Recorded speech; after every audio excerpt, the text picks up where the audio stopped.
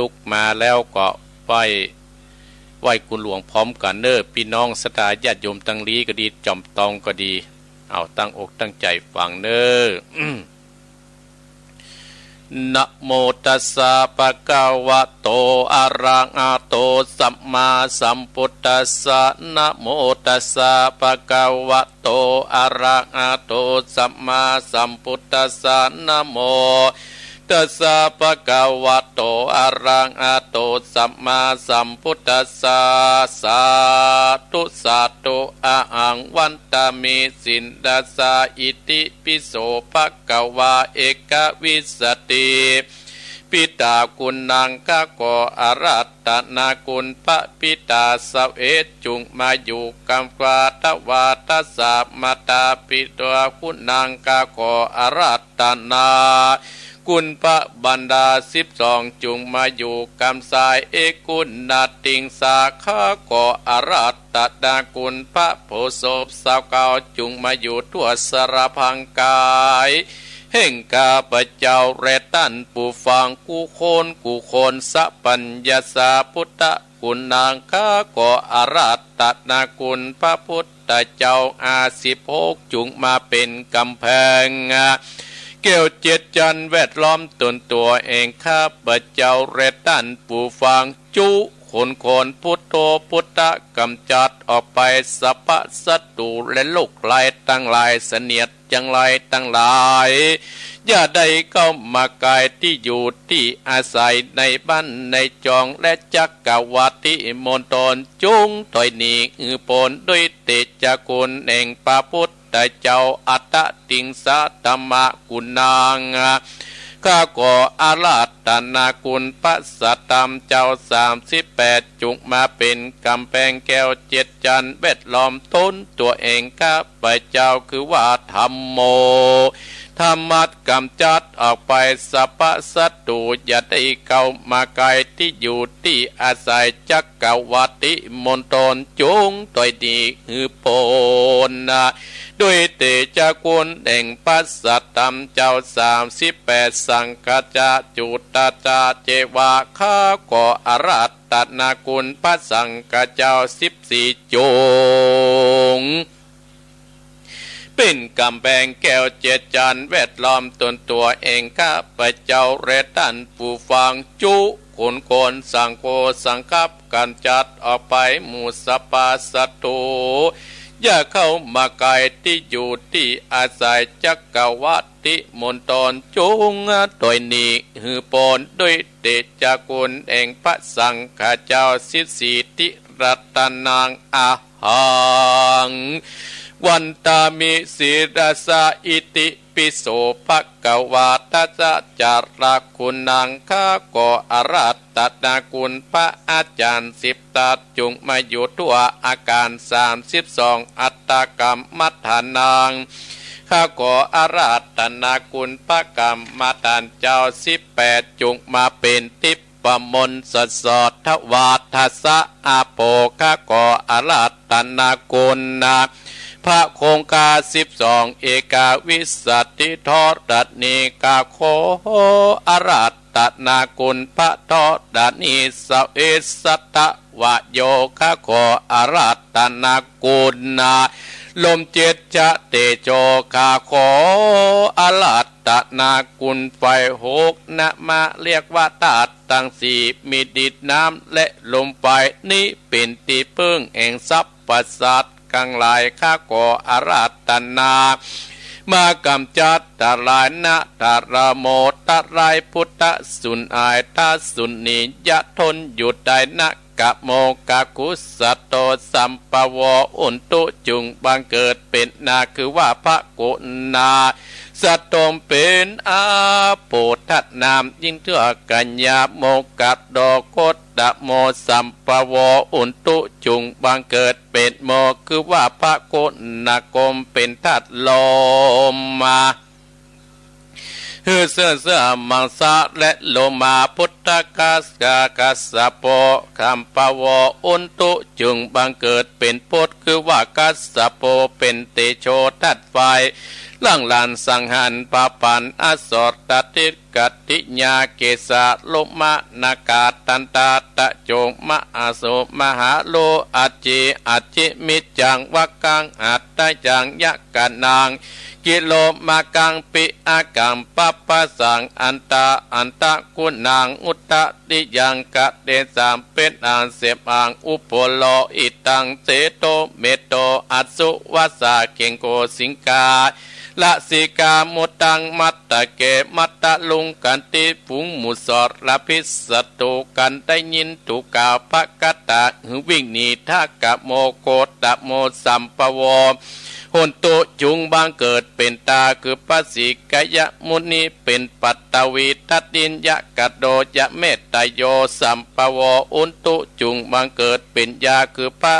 นิยะเมตตายเป็นอากาศพุงหมูสอดระพิษกติญากันได้ยินถูกกาภกตาก็ทนอยู่บ่ได้กาพระพุทธเจ้าจึงน้อมไว้คุณอากาศ18คุณอาการ21คุณอักขระ33คุณนิสสาวาสคุณอัสสาวาสคุณปัสสาวาสศีล5ศีล8ศีล127คุณปัญญาคุณสัตตาคุณสกิตากาคุณอาละหันตาคุณมักสีผลสีนิพพาน1เป็นเก่านับปฏิยันตาเป็นสิปุณตานาสีระเนกกรรมาปัญญาวิทยาขันติสัจจาอาติตานะเมตตาอุเบกาตาวัติงสาปัตตมิสัมปันโนพุทโธอนันตติกุณโนวัตโสภกวาอันวาภาสตานันตติกุลจักปมันมิได้จุมมนทิปมนปเจียนตั้ง84,000พัตตมมาการตัดเสียถึงไปในและไปนอดคุณประสิทธิ์นารอดคุณประสิทธิ์นารายคุณประสิทธิ์ตักงัวคุณประสิทธิ์ตับไปคุณประสิทธิ์ได้เสนโกดคุณบันทิดาบท18คุณอันทรงวิชาเองพระพุทธเจ้าเตตอยคุณพระสยาตคุณพระบาทคุณพระธาตุคุณพระมหาโมกขราคุณพระสาติพุทธคุณพระมหาอุปกุฏติน10ปองคุณพรหมวิหารตั้ง4เส้นโกดจักกวันมาบันดาลปปันอสอดดาพิษกัตติยาสุนทรทั่วโลมาและอินทรี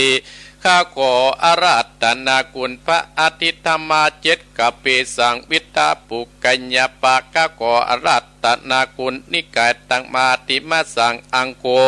ข้าขออาราธนาคุณพระวินัยตังอาปะจุมาข้าขออาราธนาคุณสัตตานตัง8จิตนาภกัญญาข้าขออาราธนาคุณจยามัตตาตุตาจุงมาเป็นดับกาสิกาเอมันตาข้าขออาราธนามาอยู่กลางสารบัดนี้ผู้ขาจักวันด้วยใจสนาคมคือปุตตังตัสสะมิธัมมังตัสสะมิสังฆังตัสสะมิ นะโมตัสสะสะตัสสะโมนะโมตัสสัพพสัตตุก็ขาดเป็นปุงทุดีที่เดือดในอินทรีย์ก็หนีไปอยู่นอกจักรวาลกูจากอ่างองค์การนักกิงบันดาลกูจักปะปะอิมมาปานฟุ้งหมู่บานล้นอยู่บ่ได้กูจักปิดตะวันกระเต้ากูจักเล่าภกตาสังวิตาสุโสปุสนาปิตานทวะกลังสมิตาปุตตาเสตเดินตังลางกระเล่ากูจักเล่าเป็นภกถาพุทโธจะมาจิบโมสิโตสดิพุทโธจะทักกิเนอุตเรมุกรโนจะอนันโตมัจจิเมวัจจะโกตัญญาบุพโตภะเกภะขยับขวัมปิอุปริตติตเดคันเนจักกัสโปอโรเจวะอิสะเนติสเปเตพุทธมังกราโยตวาพุจิตโตโหนตินิตุโกนิปันตโวมะอาเตโสสดาโสเทภวันตุเมเอาละศรัทธาญาติโยมอาตมาภาพก็จะได้เทศน์นั้นเทศธรรมที่ว่าพระเจ้าสิบจัดที่4ตอนพระเนมิราชตอนพระเนมิราชตั้งสัจจะอธิษฐานโดยปารมีเนมิราชนั้นจะเป็นจังใดพระเจ้าสิวัตตอนที่4นี้จะเป็นจังใดนั่นก็ศรัทธาญาติโยมก็สดับรับฟังอนุโมทนากับท่านเจ้าภาพซึ่งเป็นเจ้าภาพก็คือ ไม่เพ่นคำพุทธาไม่เหี้ยเป็นเจ้าภาพการทำกันนี้เนอะสถาญาติโยมเนาะเอาแล้วเนอะอาตมาภาพจะเตดแล้วตั้งอกตั้งใจแล้วก็มาสรุปแล้วก็จะเปิดสายให้สถาญาติโยมขณะนี้เวลา5:15 นาทีแล้วนะสถาญาติโยมจะอยู่กับสถาแห่งกับข้าม45 นาทีเนาะเอาละเนอะตั้งอกตั้งใจเนอะนะโมตัสสะภะคะวะโตอะระหะโตสัมมาสัมพุทธัสสะอิตังสัตตามิติราปุตตานิสยังมัตเตวะอัปปวะเนวิอาลันโตจเรจารโตติตาอุนตัมปะกะเทเสสัตตะโอตุราชปุริสะตั้งหลายตึงยิงใจหนุ่มเต่าบัดนี้จักเก่าตดตาสา10 จาดกันตวนสีจิวัดเนมิราชผู้มีปัญญาจากเทศนาไปนาทิเตกะเลภิกขเววิหารเตมิติรานาเตนาวเตวตานาราชาตัสังภิกขเวตุราภิกขุตั้งหลายตนเป็นใจอันนิยาจาเจือนนักปาตะลงญาณเอิงนานนะยังมีตนแก้วชื่อหวานมากาลาจาสวยปะลาใหญ่กว้างชื่ออัดอ่างมิติดามิสินนาบ่อักษาได้โอกาสกล่าวกับคนจังประดับประดาตัดผมก็ได้มาปะลมเกิดสอดกันได้ตดตาอ่านยังเส้นผมมีงอกรีบบอกว่าไวๆตุว่าอันตินั้นไปนามาเนิ่นจาปอปีเต้าบุรีก็งอกเป็นสีออกข่าวปอนจังตัดผมก็ถอนออกไว้หือตันไตได้เล็งอ่อนนาเต้าหอจานกุดแล้วถึงไปใหญ่จักมาคือความจะลาไหลแหลเปียที่แผ่ปันไม้แก่เจ็ดกาเจ็บตายปัดปากบาปนจากไปนายควนกูไปญาจาบวชเป็นประโยชน์ดงลีเป็นฤาษีป่าไม้ตนนาเต้าไตขอกวางกอบโป่งวังมาจางตังเมืองกวางหมู่ลีออกบวชเป็นฤาษีอยู่ป่านับอันเมินนานได้ถึงญาณวิเศษโลดเขตอภิญญามดดนามวยมางจากโลกกวางเมืองโคนนาและนำเอาตนไปเกิดที่ประเสริฐเมืองสวรรค์จำเนียนกันไปนากันเจ้าฟ้ามิติดานนาน้ำหนุ่มเต่ากันผู้ใดได้เป็นเจ้าเสวยบุรีก็เป็นป่าเป็นนี้สืบต่อสร้างสืบกันมากันว่าเต่าจาราผมงอกก็พากันออกไปบวชเป็นประมวดเป็นฤาษีศีลบอดดีบอกขาดบอกปามาดมดและนามวยมางก็ไปอยู่สร้างเมืองวอนเป็นเทวาบุเทวดาจุตนจุพระองค์และนาเจือขันติญาติวงศาแล้วเต้าเจ้ามิติลาเป็นเต้าไตเมืองบนนับอันตัว84,000 ตนนันไตยังกลางเต็มตนติลีกิตตาดังมีแต่ป่าเต้าตัดลงญาณเอิงนั้นแต่ก่อนเกิดอยู่ในบ่อนเมืองโคนนับอาตนตาตายปัมตมิติตาอายุแก่เท่าจาลาแล้วโสดก็บวชเป็นฤาษีกันไตนีปากมากได้เกิดจันปาตุจิตดาก็มีอันแลดนาตตาโพธิสัตโตในกาลนานนอเจ้าปัดทรงตำเสวยนั้นจิ้นจอยปัดสาดซอยตุจิตานำนาเตะใส่10,000 ปีได้เป็นหมายกรรมยังมีลายบอกขาดอ้อยออกปราสาทเมืองบนก็เอาโตนไปเกิดกำเนิดในตองแม่ผู้ประเสริฐเทวีแห่งเต้าเจ้ามิ ติดา10 เดือนก็เอกไปประสูติเป็นใจก็ใส่ชื่อว่าเนมิราชกุมารว่าอ่านตั้งแต่นั้นไปนาต้นเจ้าฟ้าบุรีเป็นพ่อชื่อว่าเตมิราชโอกาสปันหมายเว้นเอาสมยกสมบัติมนหมู่เจ้าเนมิราชแต่นเมืองส่วนเจ้าบุญเรืองผู้เป็นพ่อก็ไปบวชสืบต่อเป็นฤาษีตามประเพณีจินบากรและก็มีอันและนาโซกุมาโลอันว่าเจ้าเนมิราชกุมารนะกันตนเต่าผู้บันแต่นพ่อสร้างสืบต่อกอบมุเลกอบมุเลด้านบ่อขาดได้สร้างสลาดควันเป็นตานมีประมาณว่าอันหลังอกปกปันดีหลีมีศีลสีบ่อขาดบ่ประมาทอันใดมีวันหนึ่งซอยเต้าไทยก่อนนอนอยู่ยามดึกมาหลอดเต้าตนแก้วสะดุ้งตื่นบอดแจ้งจืนในใจสงสัยกากอยมีมาน้อยไหลประการการอักษาศีลหือตันอันสองสิ่งใจนี่ลำเลิศจักประเสริฐกว่าการอันจาด้วยเตจาบุญปาละเมบ่กาเต้นเจ้าเนมิราชบุญนาเต้าอินตาอยู่ฟ้ากับกะเป็ดนาลงมาสูดในเมืองกอนกะเป็ดตนบอดจามาอาเจ้าลาเนมิราชก่อโอกาสกำไปวัดดุรามาอาราชเจ้า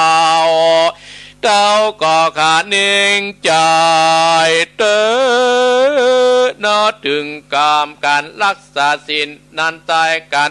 ตันไว้บอกขาดบอกประมาทเอาขอบอกกล่าวจาว่าองค์ศีลนินานล้ำเลิศประเสริฐไหลประการเจ้าองค์แห่งกาตันนันใจก็ประเสริฐบ่ลอยนำนากันนำนาสองศีลลำยิ่งนานาดุรามอาราชเจ้าคนหนุ่มเต้ายิงใจสินหมายบ่ขาดบ่ประมาทต่างๆนะนิจกันละภาคตายจากเมืองก่อนเอาตนไปเกิดเมืองสวรรค์สุขคืนวันคำเจ้ากันสั่งบาปเศร้ามัวดำบาปก็จักนำไปสู่ในมดนัดโลกใหญ่อวิจิทุกใบเดือดทุกบ่เอือดคืนวันคุณสวรรค์นั่นแหละนาตันเก่าเนมิราชดักนี้กัดเก่าขึ้นโสยังติโยเองตนติดนานเจ้าเตเนมิราชกัดนิงกาดสงสัยจะบอกเล่าเองแต่เจ้าอินตาว่าการสร้างกรรมนินามีศีลสะอาดเจียงการสาระตันจะใจกันตายจากหันไปเกิดที่ประเสริฐกเสียมสีคือสวัสดิ์มีเมืองป่ากันสร้างแบบกาโดงตั้งหลายวัมใบมวยมางจากโลกกว้างเมืองก่อนเอาตนไปเกิดในนรกอเวจีดอกโมนีหนุ่มเต่ากลมอธิษฐานมีใจสมปันไขหูยังสวรรค์อยู่เมืองฟ้ามดนัดโลกาอาบายด้วยเตจศีลที่บอกกาศแห่งเจ้าเตมิราชกุมารอินนา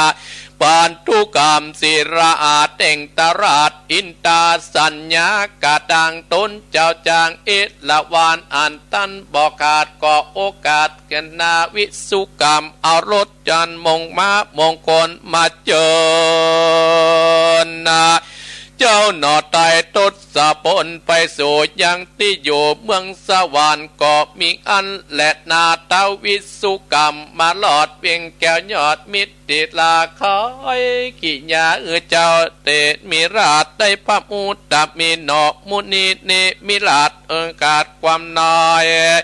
โอกาสแก่คนเต้ายิ่งใจกำไม่ต้นตีจักกล่าวจีจุประการนอตะรงยานเนมิราชก็เสด็จจากปราสาทออกกรรมไปสู่ยังที่พุทธมรดบอดจาเตรียมตนมาวิเศษจากเขตเมืองคนสู่ไปบนโอนอากาศและนา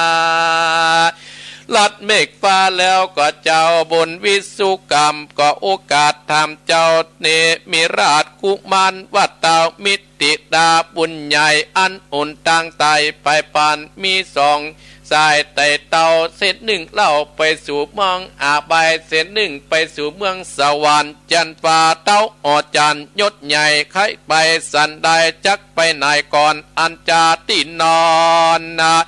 เจ้าเนมิราชก็โอกาสกำปอยบอกเจ้าวิสุกรรมไปว่าจะไปสู่โมดดัดโลกหันก่อนอันจาเที่ยงจักไปเป็นดีสารติบอดจาบังคับมาเหลียววันไว้ว่องไปสู่ห้องอเวจีก็มีอันแหลนาเวทาลาเมหม้อใหญ่น้ำเดือดได้ตีฟองน้ำก็ไหลลองละลาดฮ้อนบ่ขาดสุดที่ก็อ่านสัตกรรมตั้งหลายตายความนาอยู่ที่อามายอัศจรรย์บ่น้อยตายรับกับกายปล่อยขึ้นมาพ่องก็ถูกกังกามัดไว้พ่องก็ถูกไฟไหม้และไม้เอาแม่เสียบแตงพ่องก็มีจ่าปากเล็กปากแตงมาสามาคบกับตื่นกันว่าตกเลืองปืนก็ถึกหอกดาบพ่องก็ห้องอุ้ยขังกันแน่นาเลือดแดงไหลมาจากพ่องเกาะอาปากอ่านดินเนี่ยตาปินมือแข็งพ่องเกาะถูกเล็กแดงอ่อนไม้ปักเสียมใส่ตายไปนออดใจยอดซอยอ่านเมืองนรกใหญ่กว้างเลินลายกับใหญ่ๆมากนาวถามติ้วว่าบุตรเจ้าสาลทีอันว่าอาวิจิตนิโสดสั่งมาลายโอดมาเหมือนการคอปันเกาจีตามตีที่อุมาสาลาตีเตียวว่าบุราชก็โอกาสอย่าไปอันเมืองนัดลกนันใส่ปืนหม้อใหญ่นำนาย้อนว่าคนตั้งหลายและนาได้แต่นับอยู่นับกินบ่มีสินจอกอ้อยใจปะลากาตำปนาติบาตลักขาดชีเวตอาตินานั้นโสดมีใจเอี่ยมโอดลักเอากะเมปองเต้นจู้ใจจิ้นสู่ผัวเมียผู้อื่นบ่เจิมจื่นผัวเมียตนนะห้องกรรมมาวอนจุดไล่เอากรรมแปดไปโดยวาจาเอาตังน้ำสุรานำเราด่าพิขุเจ้าด่ายิ่งใจเต่าแก่ด่าพ่อแม่สองกานานันตายกันตายจากโลกไตเมืองคนนาแล้วเอาตนลงมาสู่ในอาเวจีเทวบุตรสาลาติโอกาสเจ้าเตมิราชได้อ่านเชียงจุประการตะตาในกัดนานเทวบุตรโตโอนาโอกาสขิญาเพื่อเจ้าบุญนาหยุดใหญ่อ่านเมืองนรกใหญ่จุอันกวนไปปอดเมืองปาดป่ายังอยู่เมืองสวรรค์แล้วก็บังเกิดมาเจียงการใส่ยองแสนจันไว้ว่องดัดตามจ้องเมฆฟ้าบะเนินจานำนาก็ไปโพสที่เมืองสวรรค์ไปเล็งอันและอันปราสาทแปดใหญ่ๆพอเจาะได้งามสะอาดไว้วาดต่อตาอันลังคาพองแผ่วปืนดังแก้วพวงเปียพ่องเป็นสีลุงเรือง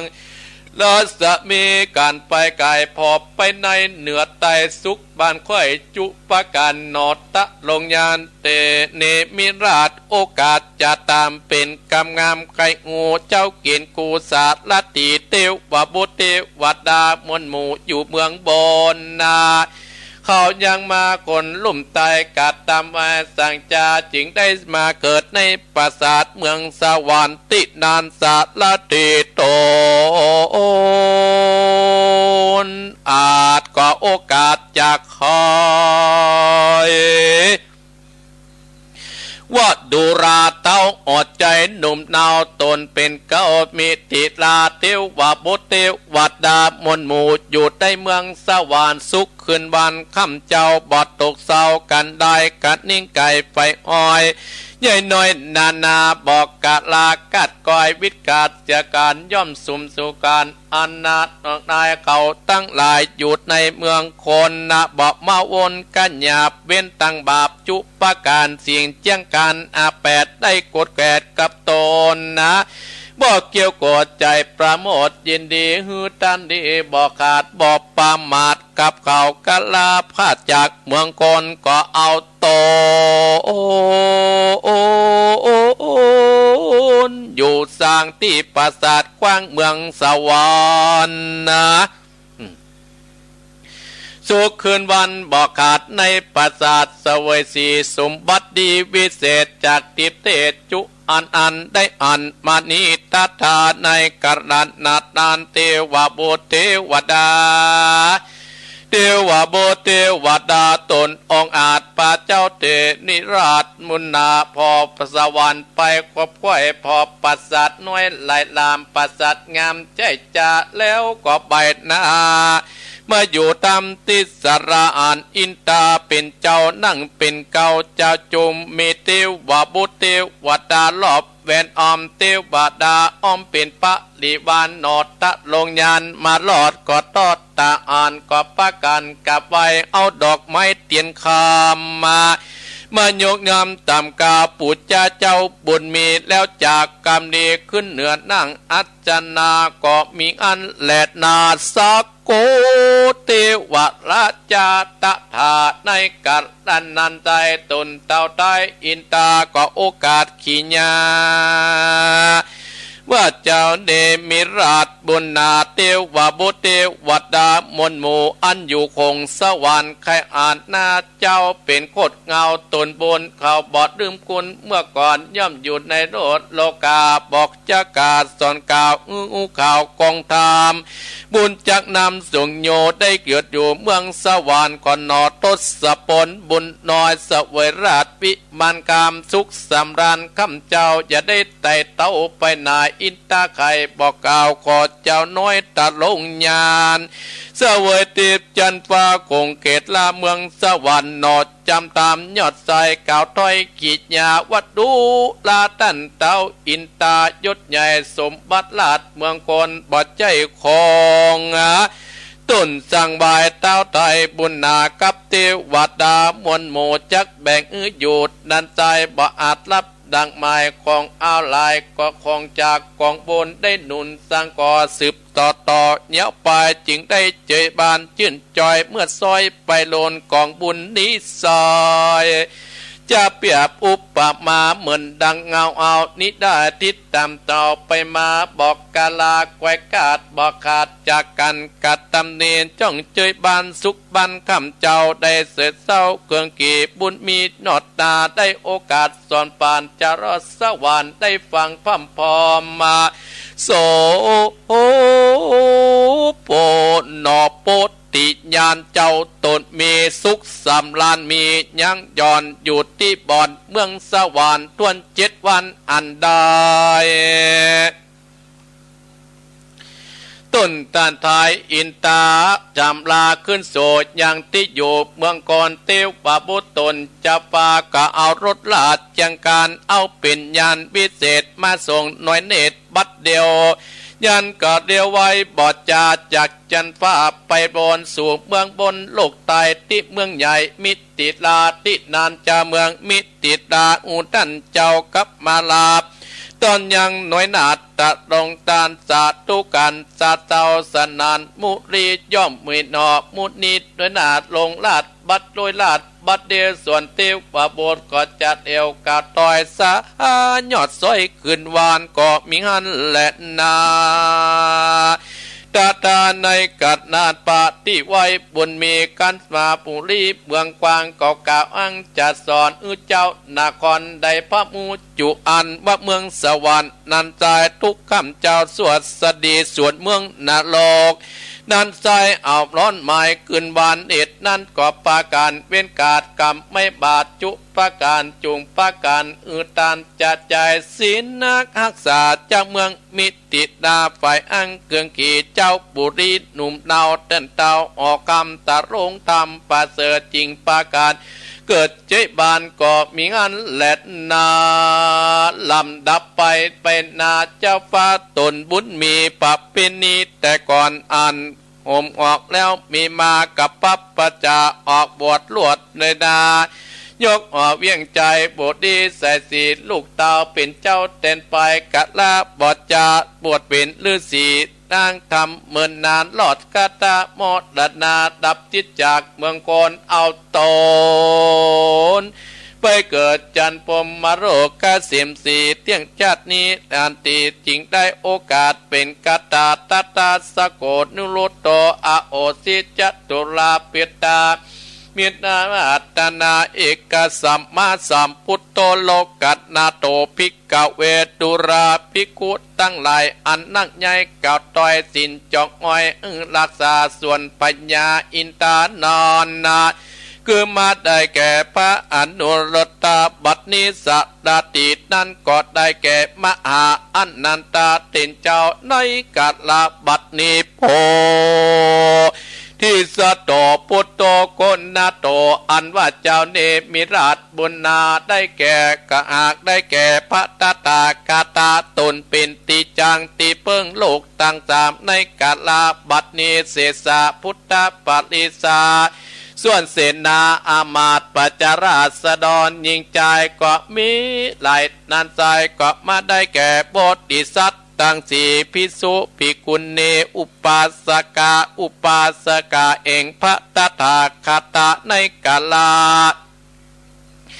บัดนี้ตุมเอปะวันตาตั้นตั้งหลายหนุ่มเตาพร้อมกันอยู่ฟังตามได้จำแต่การปังเมื่อพระพุทธเจ้าจินนามานสร้างสมปันบอกขาดต่างถ้าศาสตร์จิตจัดนันใจบทได้ควรใจอันดีละนีละกว้างเอาไปสร้างกับเนื้อกับตัวอาเป็นกวดเตไตคำวัตตาสงสารแต่เตอนิพานแก้วดับเสียงมันไปบอดจ้าแลดนาปุกกลาผู้ใดมีใจสดาดได้สร้างได้เกียรติตามตดศาสนาสิบจัดเป็นตานกำจูศาสนาได้รักษาศีลบอกขาดจักมีอานิสงส์มากนักย่อมเกิดถึงสุขในเมืองกลและเมืองฟ้าไปนาแต่ดีเต้าแต่ใดตันธรรมมาสิบจัดแล้วอุทิศบุญกุศลไปหาอย่างพ่อและแม่ปิดน้องตายจากห้องเมืองกลย่อมไปสู่โลกไปนาก็มีอานิสงส์กว้างกวางนิดติต่างคิญาอันกล่าวจะตะกางเตมีราชอันเป็นพระเจ้าสิทธัตถ์ปังพระเจ้าอาทิตตาปะละมีก็บังคมสมเลสเดนเอาละศรัทธาญาติโยมทั้งหลายบรรดาพ่ออุ้ยแม่อุ้ยพ่อออกแม่ออกพี่น้องศรัทธาท่านผู้ฟังทั้งหลายอาตมาภาพก็ได้ติดจบไปศรัทธาญาติโยมในการทนสี่มุดกันมี10ผูกศรัทธามีการ10ผูกด้วยกันโอ้เสียงกระแหบกระแห้งเหมือนกันเนอแจ่มจันทร์สีล้อมอนุโมทนาสาธุฟังสันปะตองลาวันกันทาอยู่ปุ้นอำเภอพานเนาะวิไตรมณีวันเนี่ยจันเพนคำโพธาแม่จันเพนโอ้เพิ่นฟอร์ทั้งเพชรทั้งไทยเลยอนุโมทนาสาธุเนอสถาญาติโยมเจ๊หลายหางโดงอันนี้พอเป็นภาษาอังกฤษพรธนาวิสิทธิ์คุณนี่ว่าฟังอยู่แม่แจ่มอนุโมทนาสาธุศรัทธาญาติโยมอัตมาภาพได้เต้จบไปแล้วเนาะจิวพระเนมิราชยิ่งด้วยอธิษฐานปารมีการสะอากันในพระเจ้า10จัดอันนี้มาถึงการที่4และศรัทธาญาติโยมฟังไปกับม่วนอกม่วนใจเนาะศรัทธาในการสร้างบุญสร้างกุศลอย่างบรรดาศรัทธาญาติโยมเฮาเนี่ยมันก็จะเหมือนกับเจ้าเนมิราชเนี่ยศรัทธาญาติโยมก็ได้ไปดูเมืองนรกได้ไปดูเมืองสวรรค์น้ำธรรมคำสอนเพิ่นว่าก็เนื่อพระเจ้า10จัดเตวมาถึงเดินตามาตังมาถึงที่ก่อนที่4ก็มีเมืองหนึ่งชื่อว่าเมืองมิถิลาเจ้าเมืองมิถิลาเนี่ยศรัทธาก็มีเจ้าเมืองมิถิลาเนี่ยไปที่เปิ้นไปตัดผมไอ้มีจ้างตัดผมเอาทกว่าโอ้เจ้าเมืองเนี่ยผมก็งอกแล้วเนาะถามว่าพ ผมงอกแล้วจะเป็นอย่างเพื่อกันเล่าตั้งแต่เกิดแก่เจ็บตายเป็นเรื่องธรรมดาผลสุดท้ายเมืองมิถุรานี่เป็นเมืองที่แปลกประหลาดนั่นได้เจ้าเมืองตนใดถ้าอายุถ้าผมงอกวันใดน่ะเปิ้นก็จะได้ไปบวชเป็นฤาษีอยู่ในป่าเจ้าเมืองมิถุรานี่ไปอยู่แล้วก็ได้ไปบวชเป็นฤาษีแล้วก็ได้มีตนบุญเกิดขึ้นแล้วหนึ่งศรัทธาที่ในเมืองมิถุราคือเจ้าเนมิราชได้มาเกิดในเมืองมิถิลาแล้วศรัทธาญาติโยมเมื่อได้เกิดในเมืองมิถิลาพ่อแม่ก็ได้ยกทรัพย์สมบัติยกในการเป็นหุนหน้าฮือเจ้าเนมิราชได้ปกของบ้านปกของเมืองด้วยทศพิธราชธรรมก็บาปกของด้วยธรรมอธรรมนั้นเป็นใหญ่มาได้อโลกเป็นใหญ่จนได้สร้างบุญสร้างกุศลมีวันหนึ่งตั้นทั้งหลายเจ้าเนมิราชเนี่ยอยู่ในปราสาทลับมาก็คิดว่าใครหานเนาะเมืองสวรรค์กับเมืองนรกนั้นมันเป็นจะได้ไงก็เลยได้ตั้งสัจจะอธิษฐานนั่งศรัทธาทั้งหลายอธิษฐานปรมะได้นั่งอธิษฐานเอาว่าอยากเข้าไปดูเมืองสวรรค์ในขณะนั้นก็มีอินตาที่อยู่จันฟ้าโดยมีได้ใจมาเอาเจ้าเนมิราชนี้ไปเอี่ยวได้แสดงเอารถม้ารถเนี่ยมามดสถาญาติโยมแล้วก็มาเจิญให้เพิ่นขึ้นตั้งรถเพื่อจะไปเอี่ยวเมืองสวรรค์ไปถึงที่ห้านสถาไปต่างแยก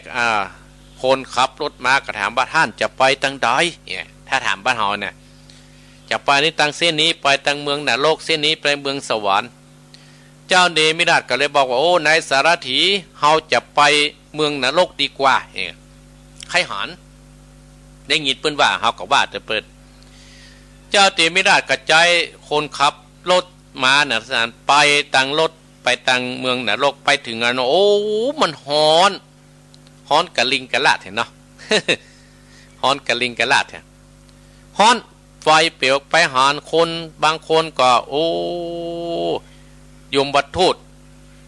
ไล่ขึ้นต้นไม้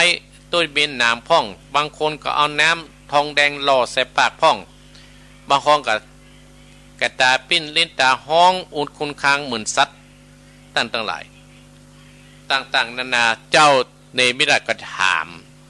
สารถีเพราะว่าในสารถีคนคำว่าอ๋อนี่เป็นที่ได้โอ้คนหมู่นี้เนี่ยอยู่เมืองคนเนี่ยประมาทเรื่องบุญเรื่องกุศลเนี่ยเรื่องบุญเรื่องกุศลเพราะว่าเจ้าเนมิราชนะเปิ้นมีบุญมีกุศลอยู่แล้วได้สร้างบุญสร้างกุศลตลอดต้านตั้งหลายก็ไปถามคนตั้งหลายในเมืองโลกก็ว่าโอ้เมื่อเฮาจัดเป็นคนนี่นะ จัดเป็นคนเนี่ยได้เนี่ยบดีลงไปได้ด่าป้อด่าแม่ด่าพดผิดด่าทุเจ้า ด่าทุเจ้ากระเด็นมารับทุกเวทนาอยู่ที่นี่เจ้าเนมิราชโอ้บอกเสถียรโอ้หันแล้วถามต่างๆนั้นได้ฮับมูได้ฮับทราบเรียบร้อยแล้วตั้นตั้งหลายเจ้าเนมิราชก็ไปบอกขึ้นในสารถีคนขับรถม้ากับปิกไปเพื่อไปดูเมืองสวรรค์ไปถึงเมืองสวรรค์ตั้นตั้งหลายหันโอ้มันจุ่มมันเย็นอย่างนี้เลยก็เลยไปถามเทวบุตรเทวดาที่หันเทวบุตรเทวดาหันเจ้าเนมิราชไปหัวปิ่นตนบุญกะปากันเอาดอกไม้เงินดอกไม้คำมาปูจาและอารัธนาให้เจ้าเนมิราชขึ้นนั่งอยู่ที่สมควรก็แล้วเจ้าเนมิราชใครหูว่าถามเขาทั้งหลายว่าในเมืองสวรรค์เนี่ยเขาจะได้ถึงได้มาอยู่มาอย่างอี้อย่างมาจุ่มอย่างมาเย็นอย่างอั้นอย่างอี้มูเทวดาตั้งหลายเทวบุตรเทวดาตั้งหลายก็บอกให้เจ้าเนมิราชว่าโอ้เนี่ยตูเขาเนี่ยบ่ได้ประมาทเรื่องบุญเรื่องกุศลบ่ได้ประมาทเรื่องศีลเรื่องธรรมบ่ได้ประมาทเรื่องกุลพ่อกุลแม่ข้าเจ้าตู่ตั้งหลายถึงได้มาอยู่ที่เมืองบนสวรรค์จันฟ้าเนี่ยแหละตั้นตั้งหลายเมืองสวรรค์เนี่ยมันม่วนนะเหมือนเจ้าเตมิราชที่ทำที่อาตมาภาพได้เตะจบไปเนี่ยเปิ้นค่ายหูค่ายหานด้วยแรงปรมีของเปิ้นก็ได้ไปดูในเมืองนรกและเมืองสวรรค์อย่างบ้านเฮานี่เมืองสวรรค์ก็อยู่ที่ใจเฮาเนี่ยถ้าใจเฮาบริสุทธิ์ใจเฮาพุทธใจเฮาพองครอบครัวไม่มีปัญหาอันเนี้ยเมืองสวรรค์ถ้าเฮาจิตใจเฮาทุกเรื่องเราต่างๆนานาโอ้นะเฮาตกนรกแล้วมีแต่คิดจะต้องแก้ไขปัญหาปัญหาอันนี้แหละทำเตี้ยแต่มาภาพไปเตะแล้วท่าน แบบย่อคือศรัทธาฟังถ้าบ่ย่อนี่จะกินเวลาเปิ้นนะศรัทธาญาติโยมเนาะจะกินเวลาเปิ้นก็อนุโมทนากับโยมเม็ดดีเนอะที่นิมนต์อัตตาเฮามีนัดกันวันที่18เนอะพี่น้องจำตองสันป่าสร้างจอมตองควงเป่าแม่เหลวเนอะไปปะกันที่บ้านเม็ดดีเนอะเปิ้นมีนัดกันเพื่อจะได้ไปพบปะกลุ่มย่อยๆที่หั่นแม่ตายโยมตายเปิ้นได้นิมนต์อาตมาภาพเปิ้นได้มานิมนต์ว่าขอไปพบกลุ่มตรงนั้นคำว่าเป็นกลุ่มมันยังกลุ่มพบปะนักศิลป์นักบุญ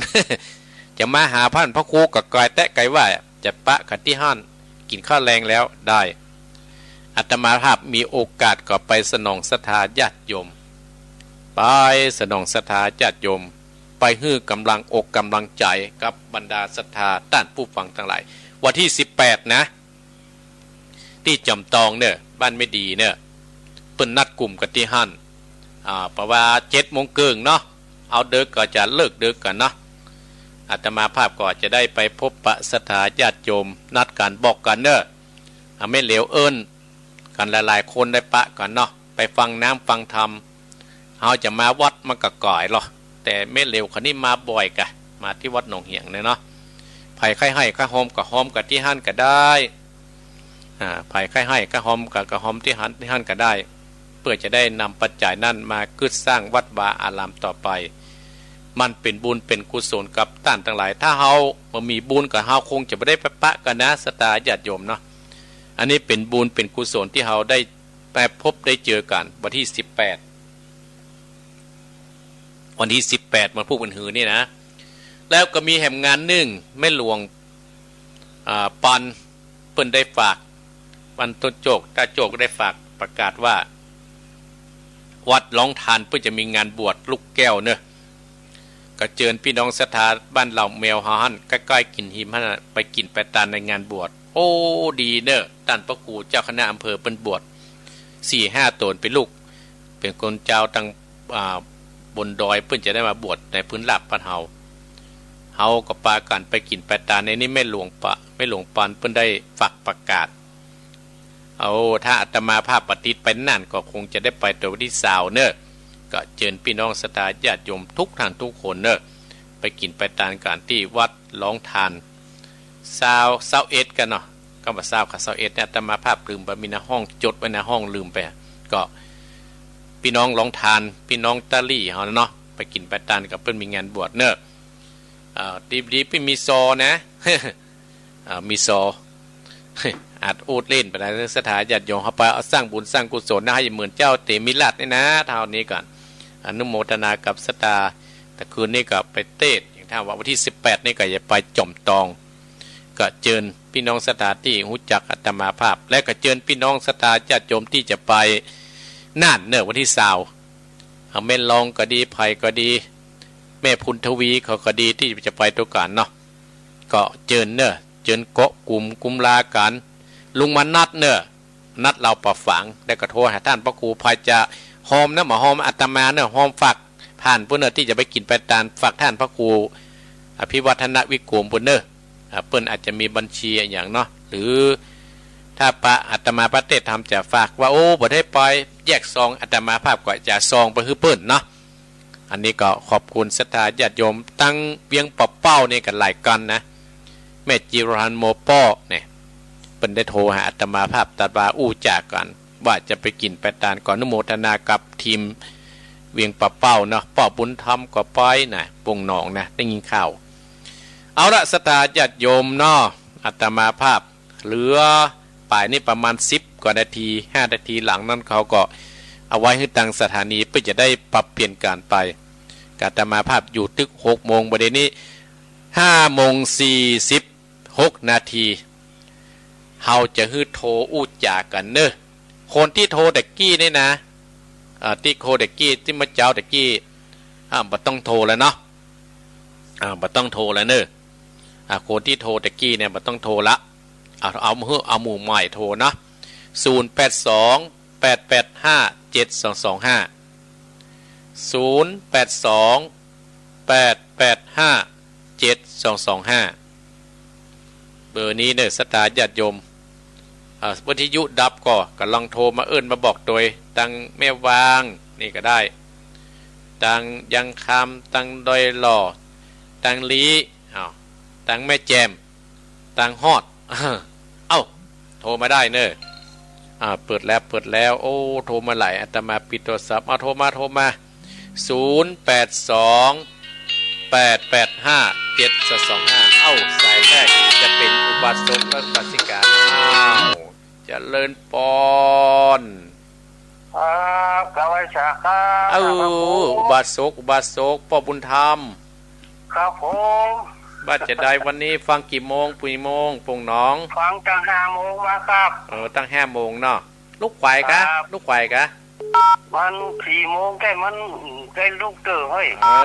ได้ยินข่าวจะไปเตเปิ้ลแม่นกอไปครับท่านก็ไปย่าไปกะได้ยินปีเปิ้นบอกตะวานี่ป้ากับปุ้นนอป้ากับปุ้นเนอครับผมบุญรักษาพ่อบุญธรรมเนอครับจะเลินปอนเจริญปอนพ่อบุญธรรมปุ่งหนองเจริญปอนบ้านจ่าเจ้าแม่ปานีเนอแม่ปานีบ้านใต้ต้นเพิงต้นเพิงเนาะเรื่องหนองล้อมชัดเจนดี98สัดเดือนนี้เนาะเจ้าแต่เจ้าฟังปุ้นน่ะน้ำบ่อหลวงเปิ้นล็อกไปแล้วมันดับกะเปิดเปิ้นล็อกไปแล้วแต่มันมุดเปิ้นแล้วน่ะมันเป็นยังฟังตั้งนี่ฮะที่เดียว98ยินดีละเนอฟังพระครูแม่มาเจ้าละเนอไหว้พระไหว้เจ้าตุยพระครูตุยเนอแม่สบายดีเนอเจริญปอนนะแม่เนอเจ้าไหว้ศาลเจ้าให้กำลังใจเนอเจริญปอนแม่ปานีเจริญปอนศาลเจ้าจุดที่ไหนแม่ท้องแม่นก่อนอยู่ที่หลังโคนข้าวพายเนี่ยแม่ท้องแม่ท้องลูกเจ้าแด่ลีเจ้าวันนี้ได้ไหว้5 ตัวไหว้ตัวเนาะโอ้มาลงมาเจ้าหน่อยเนาะเจ้าไปนั่นตะเปิ้นก่อนแม่ท้องแม่ท้องจะไปจะพาย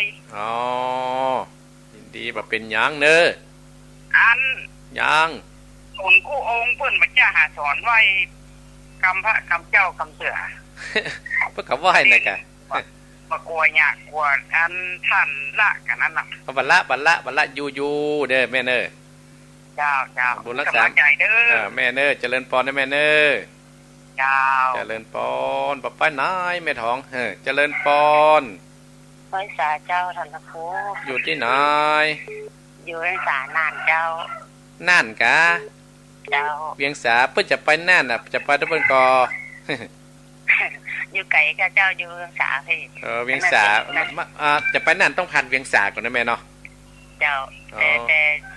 แต่ว่าเจ้าอยู่นาเหลืองเพื่อนนะเจ้านาเหลืองได้มากันนาเหลืองกะปล่อยเมื่อก่อนเตื้องนาเหลืองไงเจ้านาเหลืองไปเตื้องเนาะยินดีนะแม่เนอมาให้กันเจ้าฮะมาเดี๋ยวนี้บ่ได้มาไปกะบ่ได้ไปนาเหลืองไปปุ่นวัดหนองปะค่าเจ้าถ้ามีโอกาสกับจนเจ้าหมูเจ้าจุ่มไปปะกันได้แม่เนอเจ้าบุญรักษาแม่เนอ